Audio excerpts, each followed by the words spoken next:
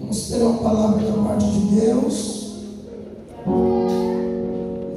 Em seguida, nós fazemos um louvor, levantamos um clamor, terminamos. São 7 dias seguidos de culto, onde nós viveremos grandes coisas da parte do Senhor. Isso é fato. 1 Crônicas 16 diz assim: assim eles trouxeram a arca de Deus e a puseram no meio da tenda que Davi havia armado, e ofereceram sacrifícios queimados e oferta de paz diante de Deus. E quando Davi havia terminado de oferecer as ofertas queimadas e as ofertas de paz, ele abençoou o povo em nome do Senhor. E ele partiu para cada um de Israel, tanto homem como mulher, um pão, um pedaço de carne e um frasco de vinho. E ele indicou alguns dos levitas para ministrarem diante da arca do Senhor, para recordar, para dar graças e louvores ao Senhor Deus de Israel. Podemos aceitar. Amados, a palavra do Senhor vai nos dizer que quando Davi assume o trono de Israel, ele vai notar que faltava algo, faltava a arca da aliança. E é neste momento que ele vai ter a percepção e vai dizer que nos tempos de Saul não fizeram questão da arca. Saul reinou sem a arca, e ele viu a desgraça que foi o reinado de Saul. Haja vista que de 40 anos, 20 anos Saul reinou sem a presença. Já entendemos que às vezes estaremos até reinando, mas a presença não estará mais conosco. O trono ou o reino não é sinal de aprovação de Deus. Pessoas conquistarem não é sinal de aprovação de Deus. Muitas das vezes nós entramos em conflitos ou crises existenciais, porque nós olhamos a nossa vida e vamos dizer: eu estou em santidade com Deus e a minha vida parece que está travada em certas áreas, enquanto tem pessoas que vivem uma vida desordenada e parece que tudo vai de vento em popa.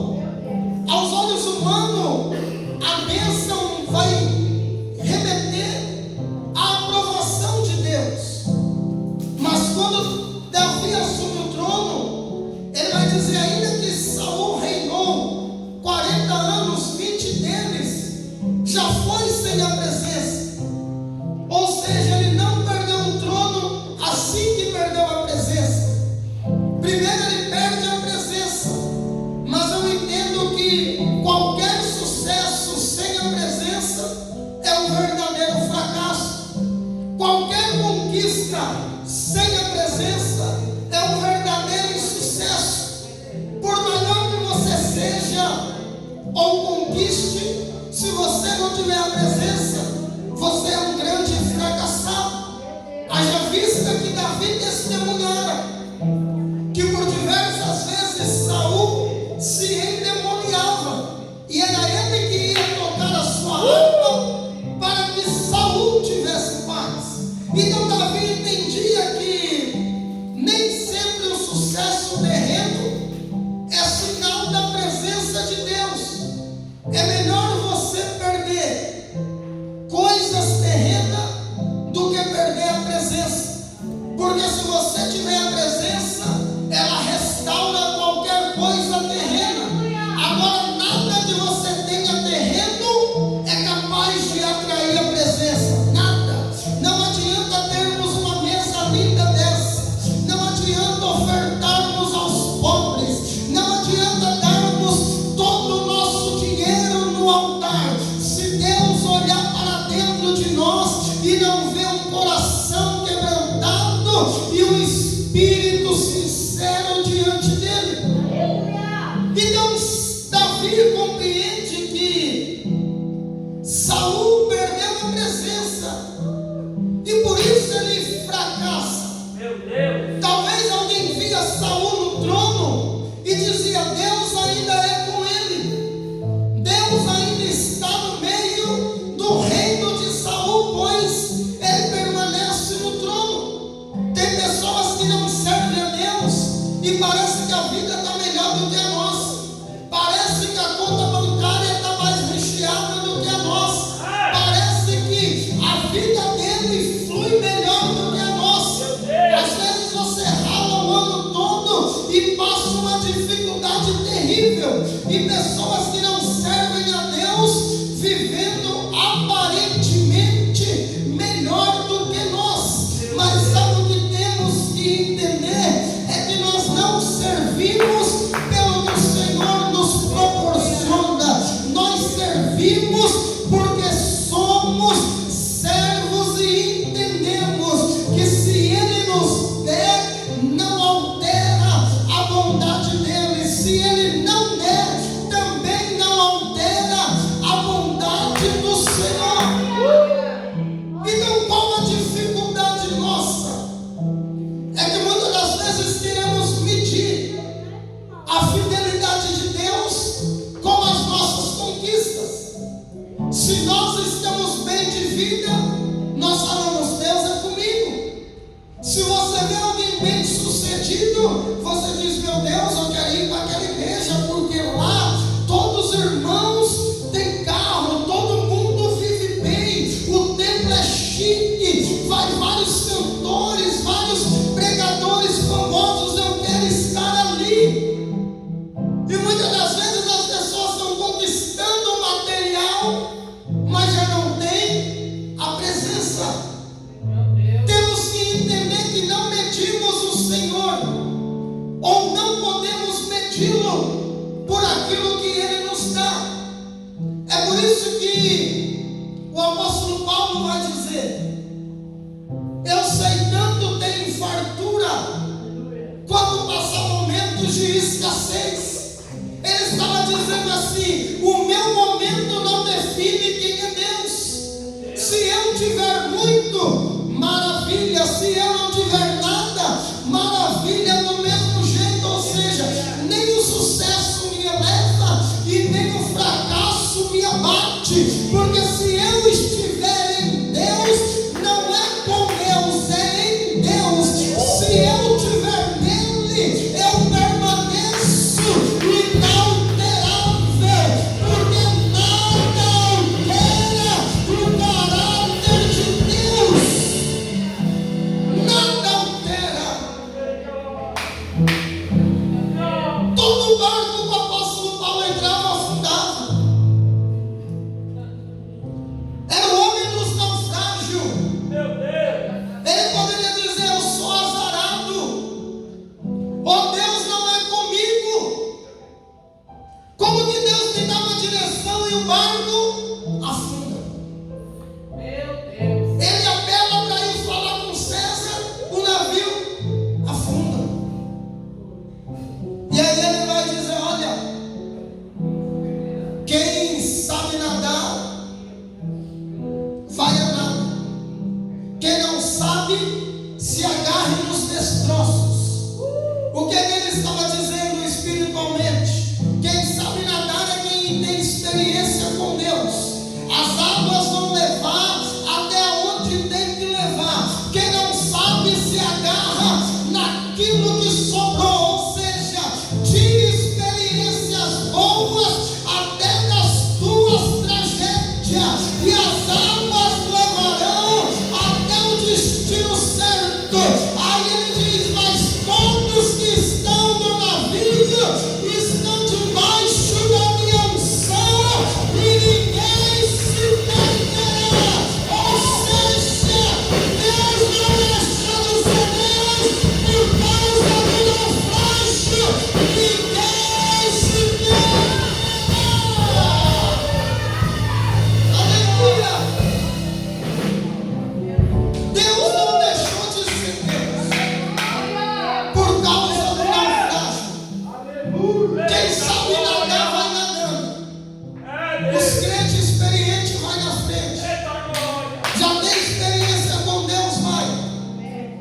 E quem não tem, vai na rabeira, vai na carona. Pega um pedacinho de madeira e vai flutuando. Eita, Jesus. Ela parou você salvar o Leonardo DiCaprio, ela que não quis. Aquela madeirinha cabia. E eu jamais ia morrer por ela. O Rafael ficava eu, ficava ajudando ele. Conheceu um navio, afundou, não quis se salvar. Quem não sabia nadar tentou se segurar em algum pedaço ali. Era fácil olhar e dizer: o navio afundou. Mas alguém estava procurando um pedaço de destroços para permanecer boiando. O apóstolo Paulo vai dizer: quem não sabe nadar se apega em algo. Sabe o que o Senhor está me dizendo? Até nas piores situações da vida, eu tenho um lado positivo para você enxergar.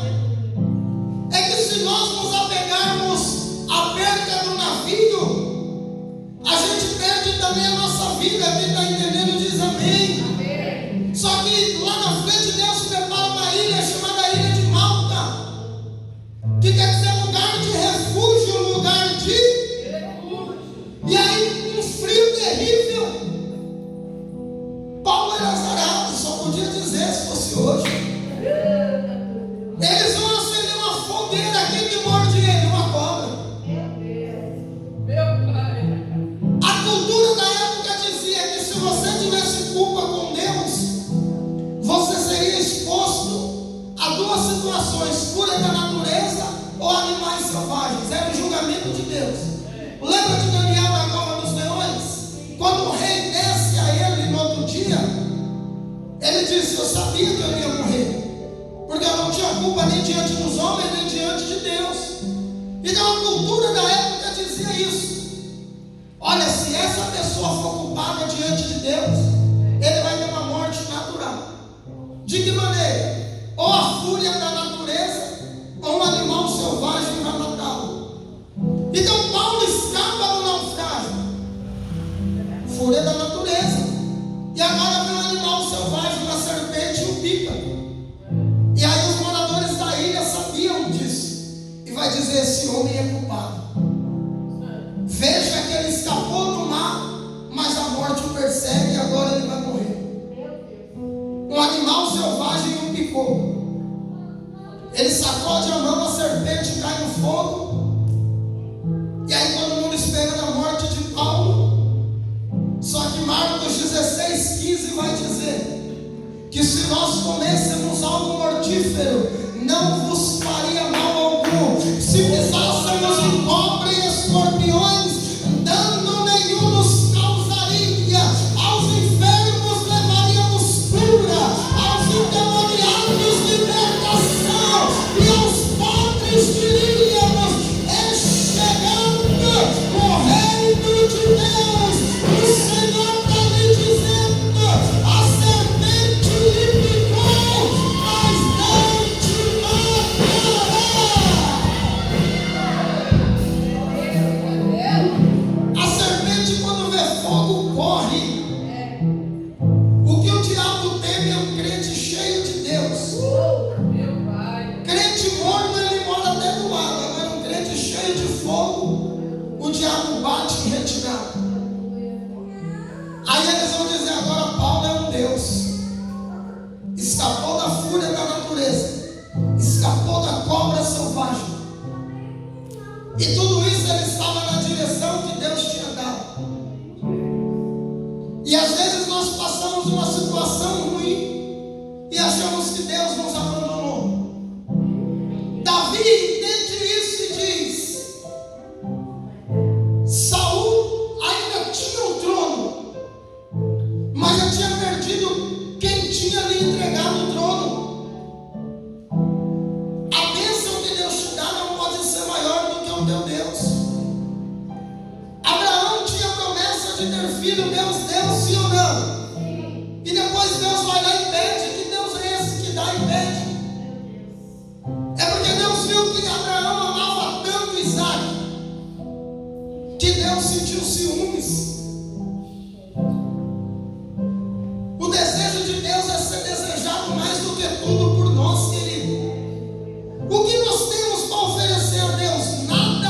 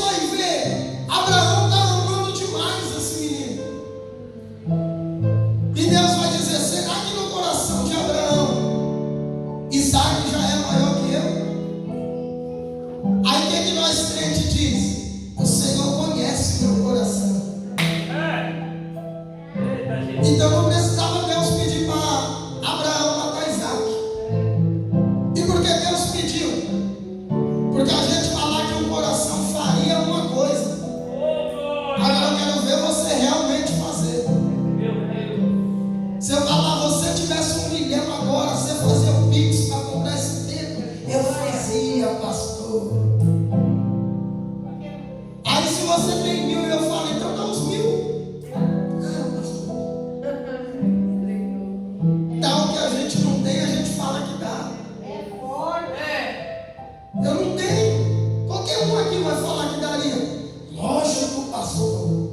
Eu dava 1 milhão. Porque você não tem. Aí se Deus pede os 10 pontos que tem, será que a gente dá? Deus sondou Abraão. Só que se aparece um anjo, Abraão ia falar: eu dou sim, pai. O menino é seu. Com Deus não se zomba, de Deus não se escarnece. Tem hora que Deus vai nos dar que é para provar se a gente tornaria para Ele mesmo. Deus vai dizer: então sobe e sacrifica o menino. E Abraão vai até as últimas consequências. Aí Deus olhou e falou: esse é cabra macho. Eu ainda sou maior para ele do que a bênção que eu dei para ele. Será que Deus é maior do que teu carro? Será que Deus é maior do que tua casa? Será que Deus é maior do que tuas conquistas? Ah, pastor, é assim. Se ele pedisse, dá no altar, entrega a chave, entrega o documento, porque falar que é maior é fácil. Eu não estou dizendo se alguém falar para você dar. Eu estou dizendo, Deus, queimasse teu coração agora e falar: entrega no altar. Será que nós teríamos coragem? Eu ia dizer: está repreendido porque não é de Deus. Davi olhou e disse: Saul perdeu o dono do trono porque quis ficar com o trono. É muito estranho a gente se desapegar das coisas. Só que eu aprendi algo: que quem desapegou não precisa sacrificar, ele só entrega por prazer. Não é mais sacrifício, é desapego. Esse ano Deus tem dito que nós vamos a Israel, nós vamos. Se Deus falar: entrega seu carro, não está nem pago, eu troco pelas passagens. Alguém pega o carro e me dá as passagens, eu vou pagando o carro como se fosse as passagens. Porque eu aprendi que se eu sacrificar pelo sonho que Deus plantou no meu coração, maior vai ser minha colheita. Eu aprendi que se eu não sacrifico para Deus, eu abro legalidade para o inimigo vir roubar. Você acha que quando o ladrão chega para te roubar, ele vai dizer: ah, já que você é crente, eu não vou te roubar? Deus ainda pede que a gente entrega. Quem está entendendo diz amém. O diabo não, ele chega, toma e pronto. Não pergunta se tem seguro, se tem parcela, se você tem família, ele simplesmente leva. Então o que Davi compreendeu com isso? Saul permaneceu no trono, mas já não tinha o dono do trono do lado dele. Então quando ele assume, ele vai dizer: eu tenho que trazer de volta a presença. E na primeira tentativa vai correr Pérez e usar. E ele vai deixar na casa de Obed-Edom a arca. E vai passar 3 meses. Quantos meses? 3. Davi pensou: a presença de Deus trouxe morte. Mas aí ele ouviu dizer: Obed-Edom está estourando. Obed-Edom está prosperando. Aí ele fala: então vamos nos preparar e trazer a arca. Ele chama sacerdote, chama levita, manda todo mundo se consagrar e vai dizer: olha, da primeira vez nós fomos de qualquer jeito, agora nós vamos buscar da maneira certa, porque a mesma presença que traz bênção também pode trazer maldição. Vai da maneira que a buscamos. Então ele disse: primeiro trouxe morte, agora vai trazer vida e prosperidade. E quando ele busca, o texto diz, olha que tremendo, no 15:26: e sucedeu que Deus ajudou os levitas que carregavam a arca do pacto. Deus ajudou os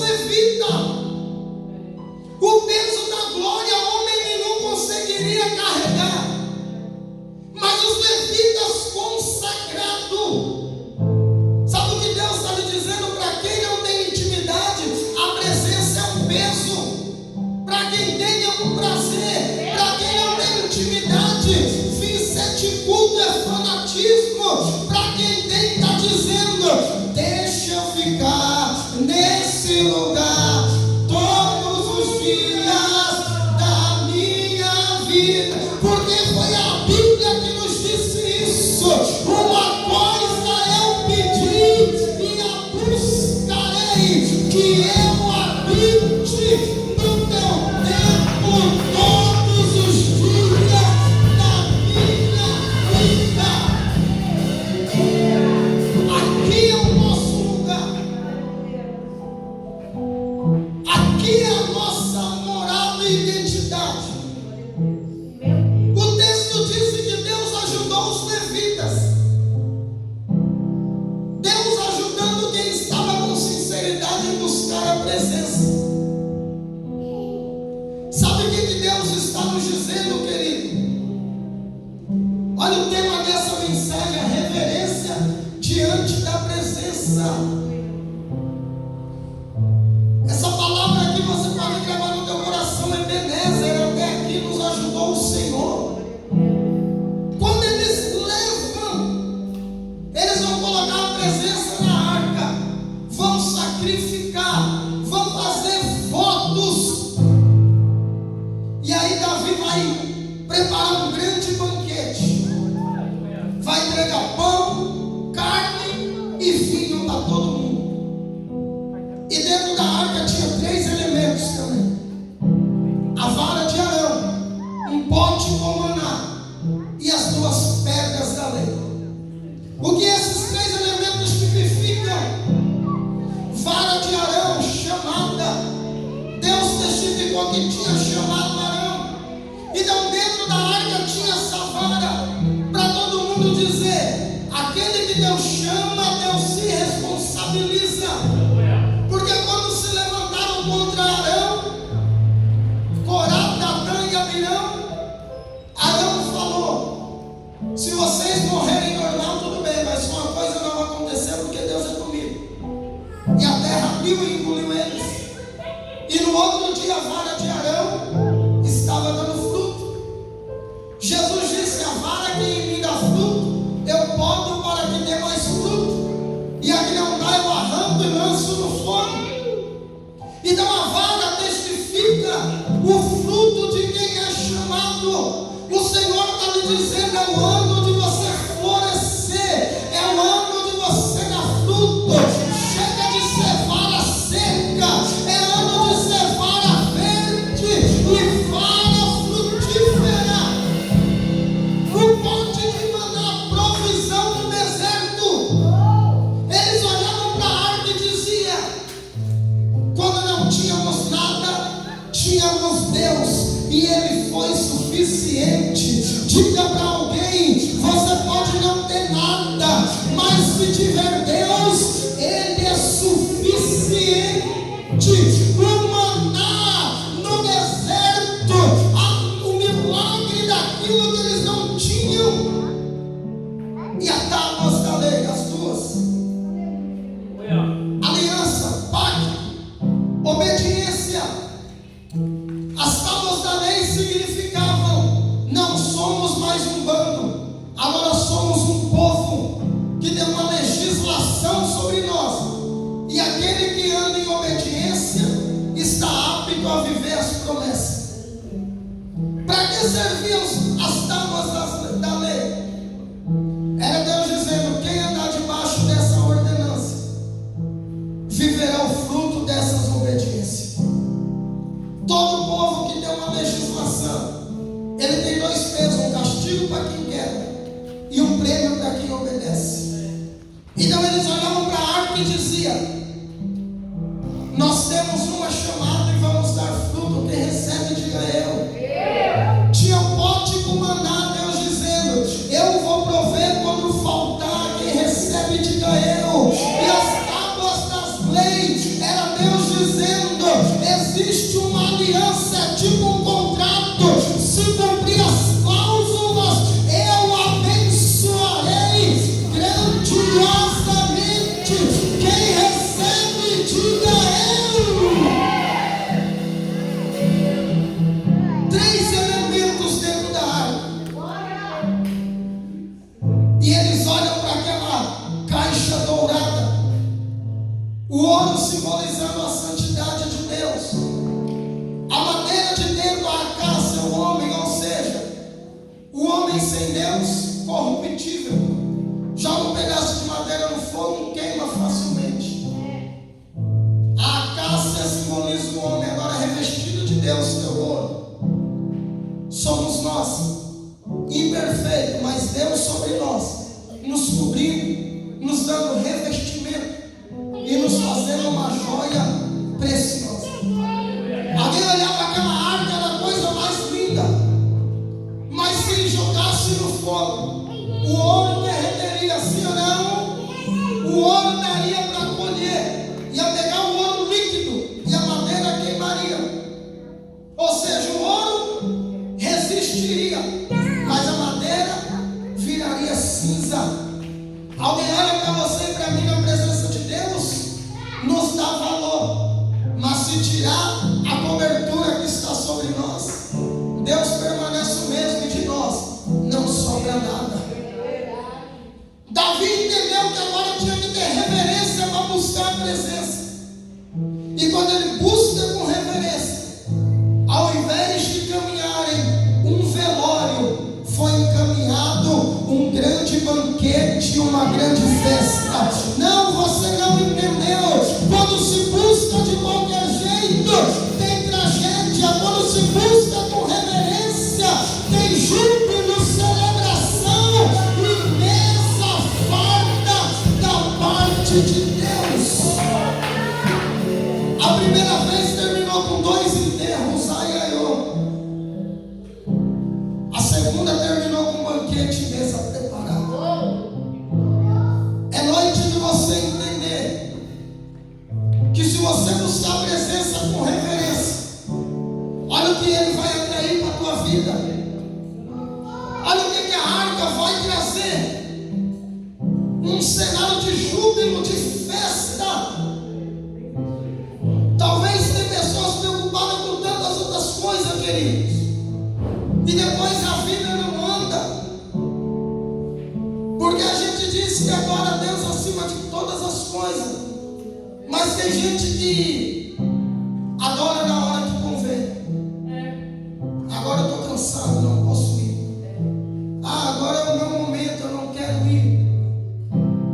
E aí agora vai se cumprir a diferença entre o justo e o ímpio, entre o que serve e o que não serve. Davi buscou com tanta reverência. Você vai passar 7 dias aqui numa busca tão tremenda da parte de Deus.